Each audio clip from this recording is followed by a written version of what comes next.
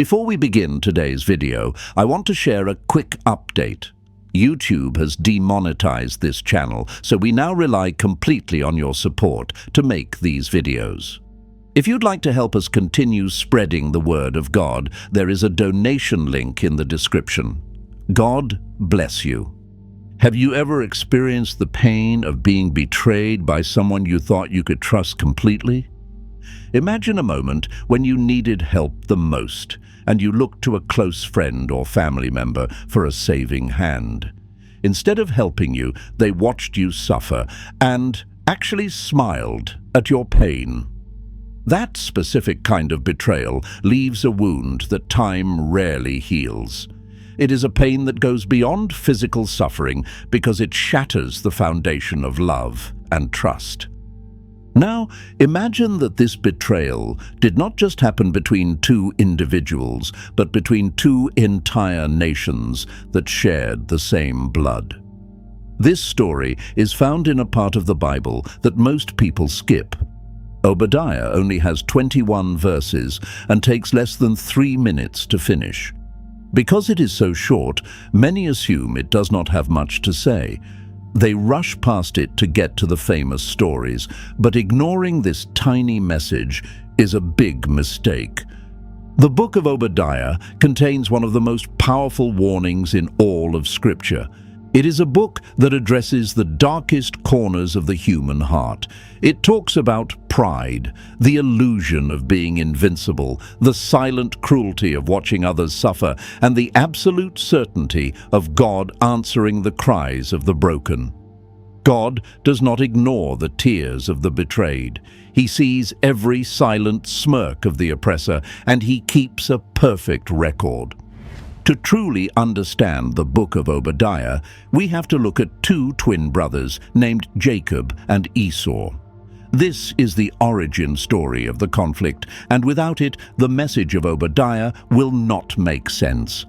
Jacob and Esau were the sons of Isaac and Rebekah, and they were the grandsons of Abraham. The Bible tells us that these two boys were fighting before they were even born. They struggled against each other inside their mother. When they were finally born, Esau came out first. He was red and covered with thick hair. Jacob came out immediately after, and his tiny hand was tightly gripping the heel of his older brother. This image of Jacob grasping his brother defined their entire relationship. They were completely different in every possible way. Esau grew up to be a wild man of the outdoors. He was a skilled hunter who loved the open fields. His father Isaac favored him because Isaac loved to eat the wild game that Esau brought home. Jacob, on the other hand, was a quiet man. He preferred to stay among the tents, and he was the favorite child of his mother Rebekah. Things between them got very bad after two big events. The first event happened when Esau came home from the fields entirely exhausted and starving. Jacob was cooking a pot of red stew. Esau begged for some of the food, claiming he was about to die of hunger. Jacob saw an opportunity and demanded that Esau trade his birthright for the bowl of soup. The birthright was a sacred and highly valuable honor. It meant that the oldest son would inherit a double portion of the family wealth and become the spiritual leader of the family. Esau, driven by his physical appetite and lacking respect for his spiritual heritage, agreed. He traded his entire future for a single meal. From that day on, a seed of bitter regret was planted in Esau. The second event destroyed their relationship completely. When their father Isaac was old and blind, he wanted to give Esau the final family blessing. Rebekah overheard this and planned with Jacob. While Esau was out hunting, Jacob dressed in his brother's clothes. He put hairy animal skins on his arms and neck to trick his blind father. The deception worked perfectly. Isaac gave Jacob the blessing of prosperity, power, and leadership. When Esau returned and realized his brother had stolen his blessing, he broke down in tears of absolute fury. He hated Jacob so much that he made a vow to murder him as soon as their father passed away. Jacob had to run for his life, leaving his home and his family behind. Years later, the two brothers did meet again, and they shared a brief moment of reconciliation. They wept and embraced, but their lives were forever divided. They went their separate ways. Jacob became the father of the 12 tribes of Israel. Esau moved to the rocky, mountainous region south of the Dead Sea and became the father of the nation of Edom. The word Edom actually means red, which reminds us of the red stew he wanted and the red earth where his descendants settled. But a family wound that deep rarely stays buried. While Jacob and Esau may have found a fragile peace in their old age, their descendants did not. As the centuries passed, the children of Israel and the children of Edom carried the bitterness of their ancestors. They were twin nations, bound by blood, but divided by a deep and ancient hatred. Whenever Israel was weak, Edom would attack. Whenever Israel was strong, they would force Edom into submission.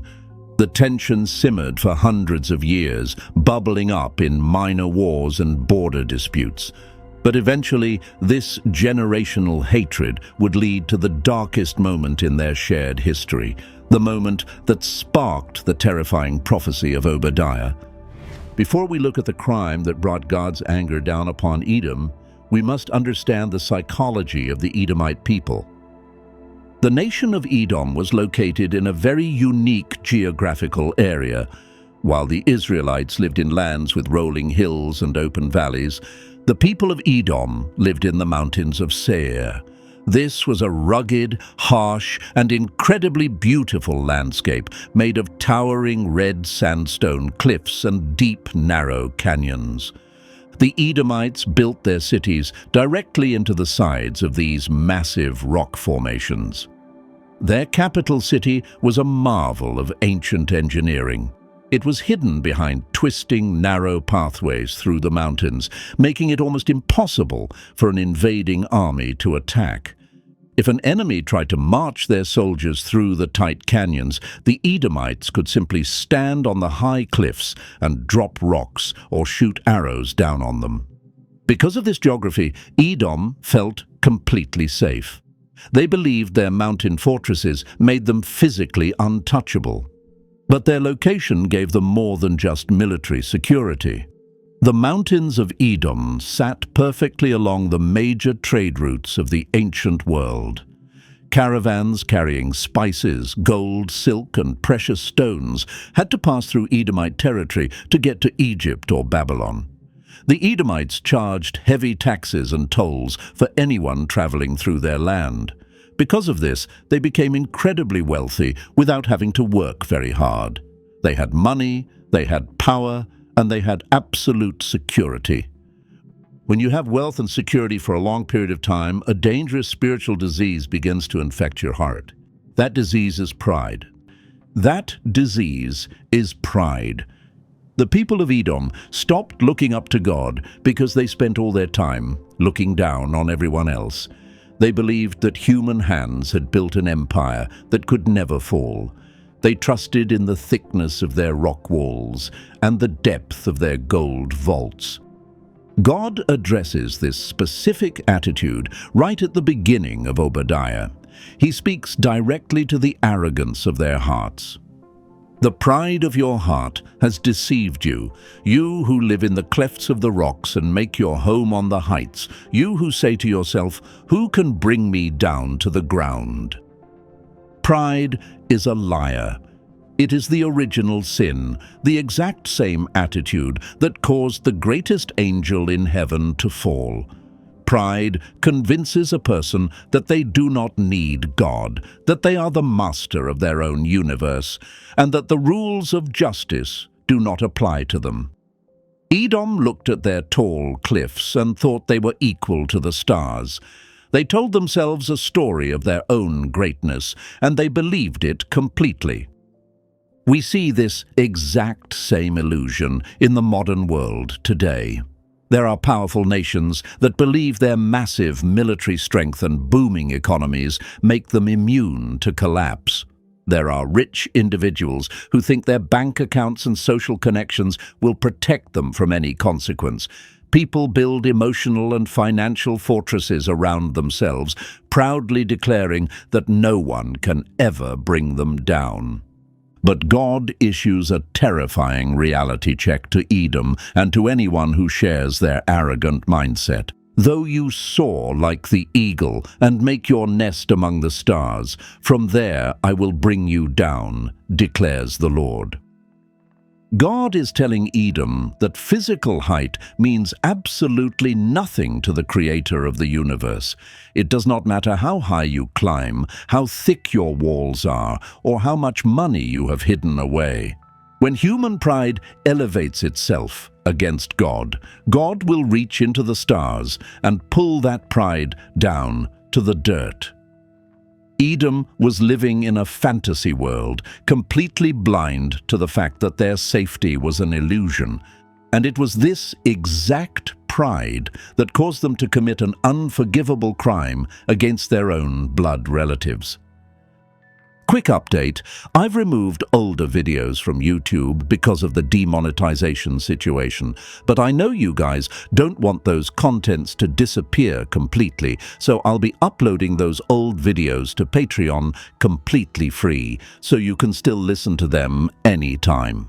Thank you for being here and for supporting the channel. The Patreon link is below. The true test of a person's character does not happen when things are peaceful. The true test comes when tragedy strikes someone else. How do you react when someone you dislike experiences a terrible disaster? Do you feel a secret sense of joy? Do you think it is not your problem? For centuries, Edom and Israel lived side by side with a cold and bitter rivalry. But in the year 586 before Christ, the ultimate disaster struck the nation of Israel, specifically the southern kingdom of Judah. The massive, unstoppable army of Babylon marched across the desert.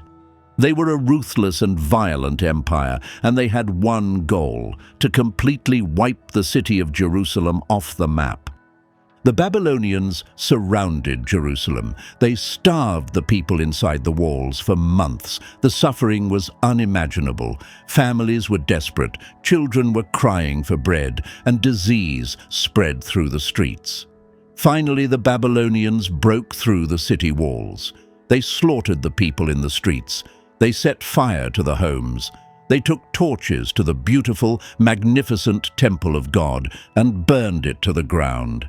They gathered up the survivors, put them in chains, and dragged them away to be slaves in a foreign land. During this horrific nightmare, what did the people of Edom do? They were Israel's twin brother. They shared the same grandfather. They lived right next door. They had the high ground and the military strength to offer help, or at least to offer a safe place for the refugees to hide. But Edom did not help. In fact, they did the exact opposite. They stood on their high cliffs and watched Jerusalem burn. And as the smoke rose into the sky, the Edomites began to laugh. They celebrated the destruction of their brother. The bitter grudge of Esau had finally found its moment of revenge. The prophet Obadiah details exactly what Edom did on that terrible day. God presents a list of charges against them, reading like a divine court document. God says to Edom, "You should not gloat over your brother in the day of his misfortune, nor rejoice over the people of Judah in the day of their destruction, nor boast so much in the day of their trouble." This is the first layer of their crime. It was a sin of the heart. They felt joy at the suffering of others. They looked at the agony of the Israelites and felt superior. But the sin of Edom did not stop in their hearts. It moved into their action. Once the Babylonians had broken the city and taken the main treasures, the Edomites came down from their mountains like vultures picking at a dead body. They marched through the broken gates of Jerusalem. They went into the ruined homes of their brothers and stole whatever the Babylonians had left behind. They took advantage of a tragedy to increase their own wealth. But the final and most disgusting layer of their betrayal was what they did to the survivors. As the city was falling, groups of terrified Israelites tried to escape. They ran toward the desert, hoping to find safety. But the Edomites knew the land well. They went to the crossroads and the escape routes, and they blocked the paths. When the exhausted, wounded Israelites came running for their lives, their own cousins tackled them to the ground. The Edomites captured the refugees and handed them over to the Babylonian soldiers. Edom actively participated in the destruction of God's people. They replaced compassion with cruelty, and they replaced brotherhood with betrayal. They thought they were being clever. They thought they were gaining favor with the powerful Babylonian Empire by helping them hunt down the Israelites. They assumed God was completely finished with Israel and that there would be no consequences for their actions. But they were wrong. Right in the middle of this dark and silent tragedy, when the smoke of Jerusalem was still drifting in the wind, a voice rang out. We know almost nothing about this prophet. The Bible does not tell us who his father was. It does not tell us what town he was from, what he did for a living, or how he received his message. We only have his name. The name Obadiah means servant of the Lord. And that is all we need to know. He was a servant tasked with delivering a message from the King of the universe. The appearance of Obadiah is incredibly important for our understanding of God's character. Think about the situation from the perspective of the Jewish exiles. They had just lost everything. Their homes were destroyed, their families were killed or enslaved, and their own relatives had stabbed them in the back. In moments of extreme trauma and betrayal, the most painful feeling is the feeling of being abandoned. The Israelites must have wept in their chains, wondering if God had turned his back on them completely. Did God see what Edom did? Did God care that they were mocked and hunted like animals? The book of Obadiah is God's resounding answer to those questions. Yes, God saw everything. God does not miss a single detail of human suffering. When people abuse you, when they take advantage of your weakness, when they spread rumors about your downfall, God is taking notes. The wicked often believe that because God is invisible, he is also blind. Edom thought they got away with murder, but through Obadiah, God looks directly at Edom and says, "Because of the violence against your brother Jacob, you will be covered with shame. You will be destroyed forever." This is a beautiful truth, wrapped in a terrifying warning. The beauty is that God is the ultimate defender of the helpless. When you cannot defend yourself, when you are surrounded by enemies and betrayed by friends, God steps into the courtroom as your advocate. He takes the violence done to his people very personally. The terror is for those who choose to be the oppressors. God's patience is not an endorsement of evil. The hammer of justice may fall slowly, but it always hits its exact target. We need to pause and look closely at one specific phrase Obadiah uses, because it holds a powerful lesson for every person living today. Before God lists the active crimes of looting and capturing refugees, he points out a different kind of sin. God says to Edom, "On the day you stood aloof while strangers carried off his wealth and foreigners entered his gates and cast lots for Jerusalem, you were like one of them." Edom might have tried to defend themselves by saying, "We didn't start the fire. We didn't break down the walls. The Babylonians did that. We just watched." But God rejects that excuse completely. In the eyes of divine justice, watching an atrocity and refusing to help is the exact same thing as participating in it. God says, "By standing aloof, you are like one of them." We like to divide the world into bad people who do bad things and good people who mind their own business. But God does not accept neutrality in the face of evil. If you have the power to comfort someone who is hurting and you choose to walk away, you are contributing to their pain. Edom had safe caves, they had food, they had water, they could have hidden their Israelite brothers from the Babylonians. But they chose the safety of the sidelines. They wanted to protect their wealth and stay out of the conflict. How often do we act exactly like Edom? We watch the news and see people suffering, and we switch the channel because it makes us uncomfortable.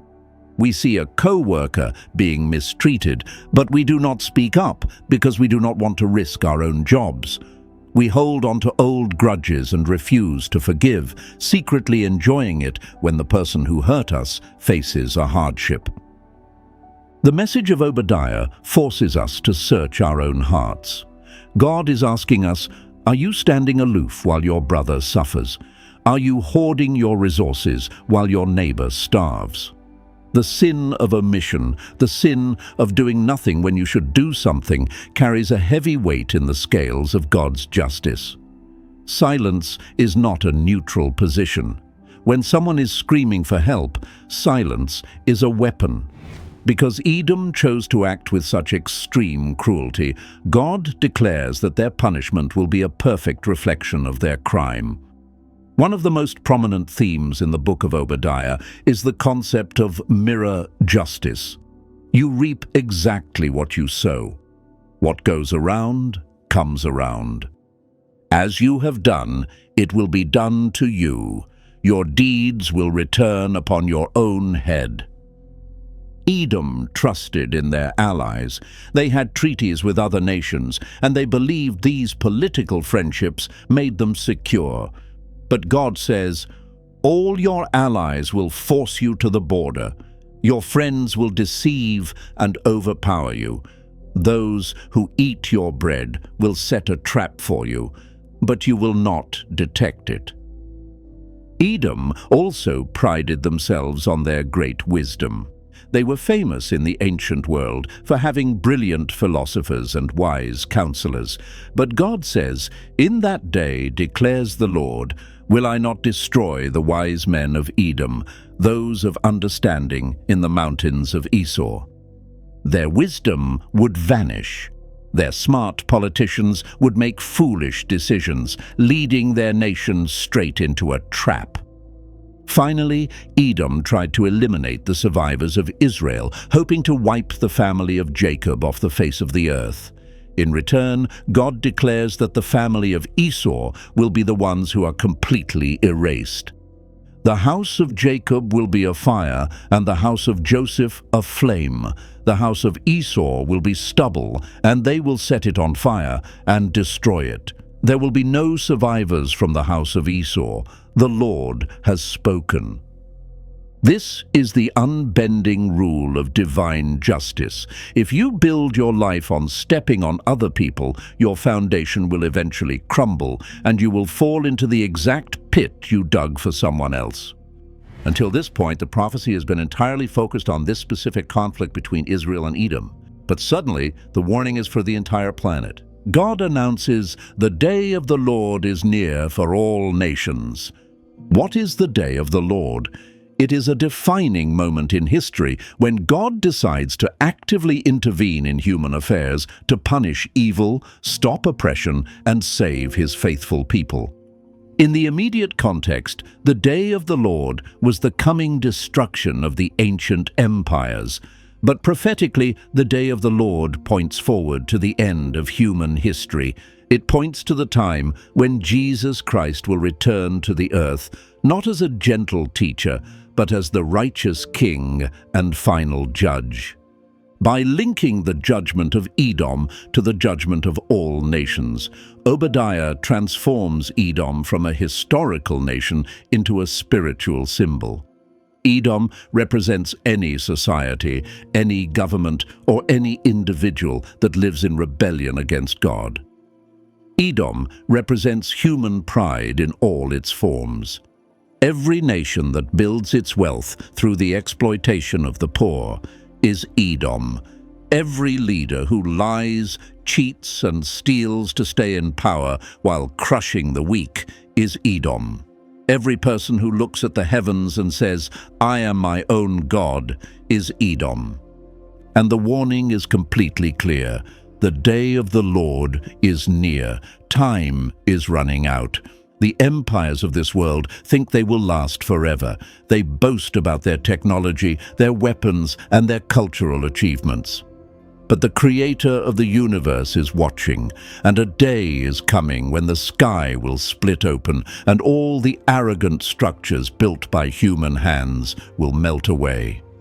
But for those who have been oppressed, for those who have trusted in God and waited patiently for Him, the day of the Lord is not a day of fear.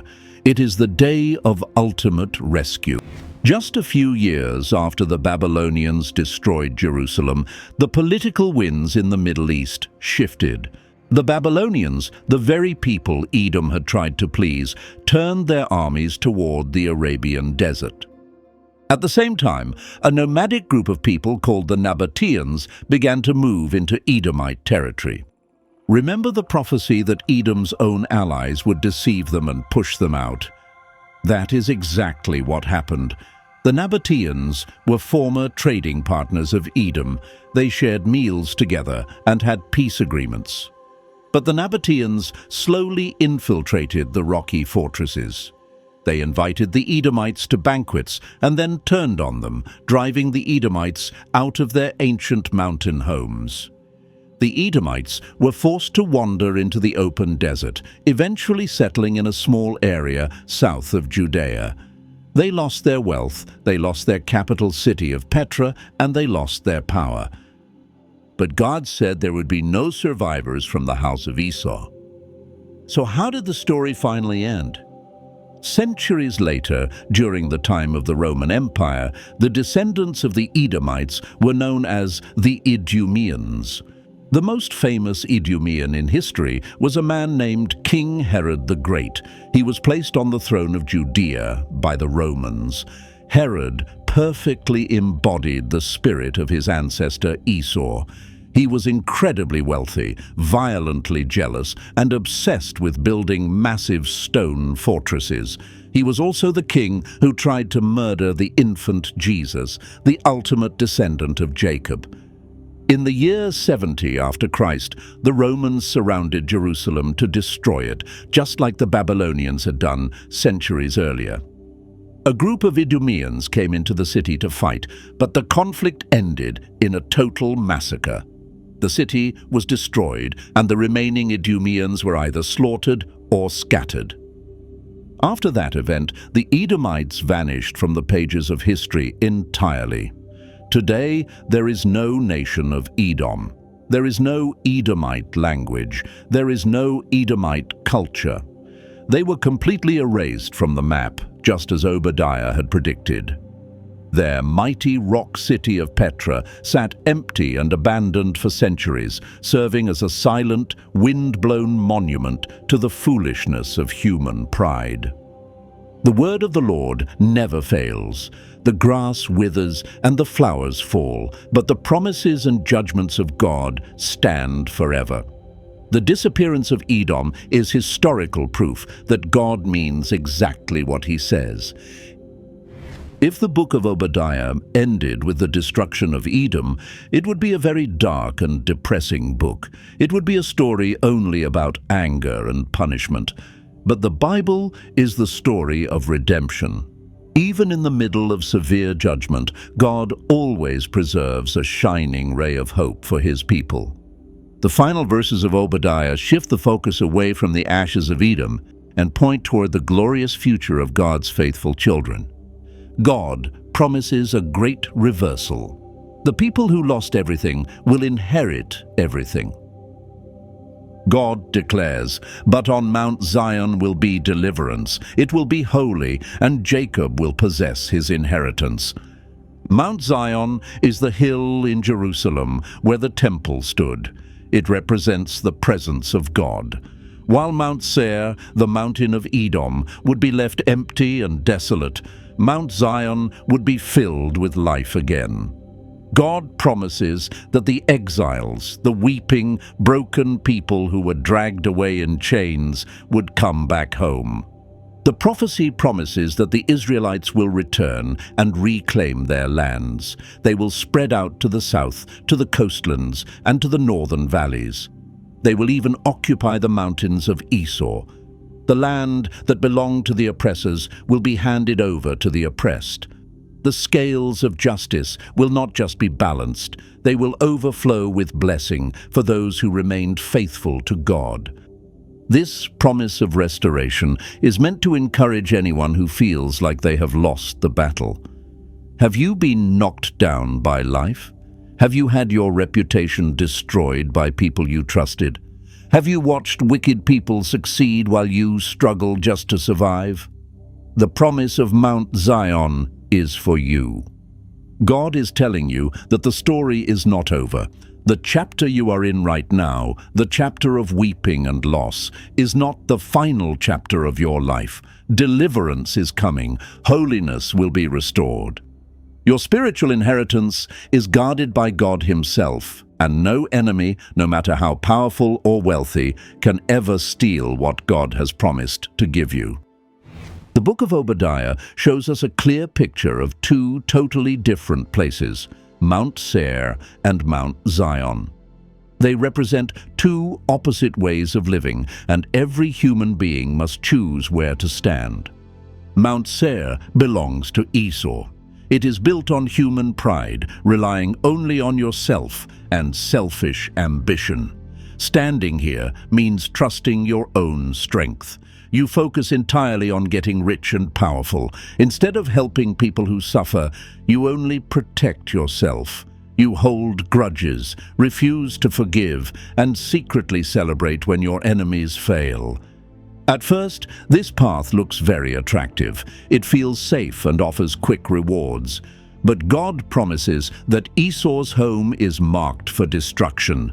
Everything built on pride will eventually turn to dust. The wealth will run out, friends will betray you, and the walls will crumble. Living this way means ending your journey with absolutely nothing. Then there is Mount Zion, the home of Jacob. This place is about humility and depending on God. Choosing Zion means admitting you do not have all the answers and your own strength is not enough to save you. You forgive those who hurt you, trusting God to handle the justice. Instead of ignoring your suffering neighbor, you step down into the valley to help carry their pain. Zion does not always look beautiful. Sometimes it looks like ruins. Following God can mean losing worldly things, facing hard times and feeling deep sorrow. But God promises that Zion is holy, and it is the only place where true rescue can be found. Deciding between these two paths is the most important choice you will ever make. You cannot stand on both. You cannot hold on to your pride while asking for God's grace. You must walk away from your own ego and humbly climb the hill of the Lord. If you see the attitude of Edom in your own heart today, do not ignore it. Let go of any bitter grudges against family members before that anger destroys you. If you have been watching on the sidelines while people around you hurt, step forward and offer mercy. Turning back to God is the only way to escape judgment. His grace is massive and freely given to anyone who leaves their pride behind and asks for forgiveness. As we reach the very last sentence of the book of Obadiah, we find a statement of absolute triumph. Deliverers will go up on Mount Zion to govern the mountains of Esau, and the kingdom will be the Lord's. This is the goal of all human history. This is the reason why the earth continues to spin. Everything is moving toward this one singular, glorious reality. The kingdom will be the Lord's. Right now, it might seem like the world belongs to corrupt politicians, greedy corporations, ruthless dictators, and selfish individuals. The earth is full of injustice, pain, and betrayal, where the innocent suffer while the guilty prosper. But Obadiah assures us that this is only a temporary illusion. A day is coming when all earthly crowns will be thrown into the dust and every arrogant empire will be shattered. The Lord Jesus Christ will establish his perfect eternal kingdom. When that happens, betrayal will completely disappear. Poverty, oppression, and death will be gone forever. God will rule with perfect justice and peace. He will wipe away every tear from the eyes of those who suffered faithfully and restore everything the enemy stole. So do not skip over the book of Obadiah. Let its truth sink deep into your spirit. Examine your heart, let go of pride, and refuse to be a silent bystander in a world that desperately needs love. Just know that the struggles of today are temporary, but the coming kingdom of God is forever. The kingdom will be the Lord's. Make sure you are standing on the right mountain when that day arrives. If this deep look into the book of Obadiah spoke to your heart today and you want to support what we do, you can find a donation link in the description and the pinned comment below. Your generous giving is exactly what allows us to keep studying the Bible and sharing these powerful truths with people all over the world.